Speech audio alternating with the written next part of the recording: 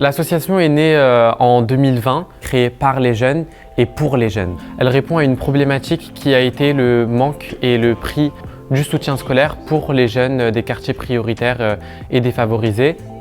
Le public qui est visé est un public d'étudiants, d'élèves des 3e, seconde, première et terminale. Ce qui m'a motivé le plus, en fait, c'était vraiment l'ambiance et la façon de travailler. Parce qu'en fait, on est plusieurs, on est en groupe. C'est pas des bénévoles qui sont plus âgés, en fait, c'est des bénévoles de notre tranche d'âge un peu. On a une équipe de 30 bénévoles qui sont actifs durant chaque période de vacances scolaires, qui sont étudiants, qui sont à jour des réformes de l'éducation nationale. Étant donné qu'en cours, ils sont la plupart du temps une trentaine, c'est pas facile de poser une question, alors que là, étant donné qu'on se connaît déjà, ils ont beaucoup moins de mal à poser de questions et puis on a le temps de leur répondre.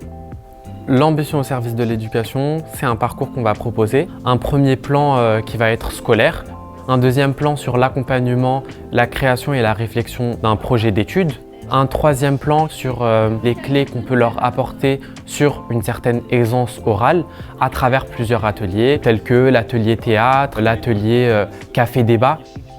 Des fois, certains élèves aspirent à certaines études et on rencontre des familles qui vont être réticentes. Nous, on est vraiment là pour leur expliquer que les études sont importantes, que c'est une voie d'épanouissement pour leurs enfants.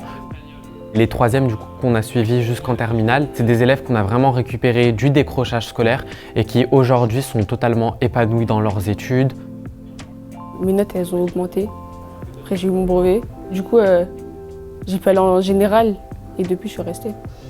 Aujourd'hui, on est dans les locaux de la Ligue de l'enseignement qui nous prête certaines salles. Notre objectif, ce serait d'avoir une infrastructure, d'avoir nos locaux.